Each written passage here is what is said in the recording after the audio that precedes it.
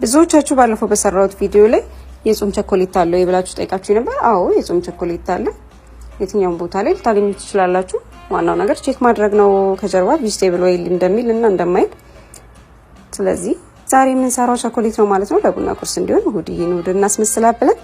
ዛሬ ቸኮሌት እንሰራለን። ቸኮሌታችን ከታች ካረግን በኋላ የለውዝ ቂቤያችንን እንደዚህ አድርገን ቦታውን እናስይዛለን።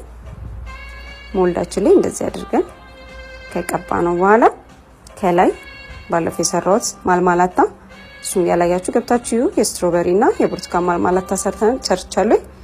ከዛ እንደዚህ አድርገን ማልማላታችንን እንቀባዋለን። ከላይ ቴምር እንደዚህ በደንብ አሽቼ ያዘጋጀው ቴምር ነበረ። እሱን እንደዚህ አድርገን ቴምራችንን እንቀባለን። እንደዚህ መጥነን በስነ ስርዓት እንደዚህ አድርገን መደርደር ነው። ከዛ ቸኮሌታችንን ከላይ ማፍሰስ ነው።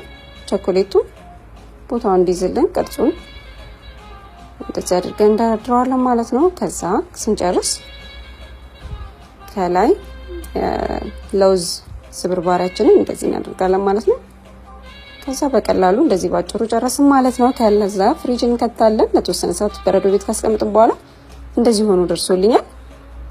ስለዚህ ሁላችሁም ቤታችሁ ሞክሩት። በጣም ነው የሚጣፍጠው። ለልጆቻችንም ለኛም ለራሳችንም እንደዚህ ያደርግን ለአይናችንም ያምር ነገር አድርገን ብናስቀምጠው ቸኮሌት የምንወድ ሰዎች በጾም ሰዓት እንደዚህ አድርገን መጠቀም እንችላለን። የጾም ቸኮሌት ስላለ መርካቶ መግዛት ትችላላችሁ። የምትሸጡ ሰዎችም ኮሜንት ላይ እኛ ጋር ላይ ያላችሁ አሳውቋቸው። እንደዚህ አድርገን ለቡና ቁርስ አድርሰናል ማለት ነው።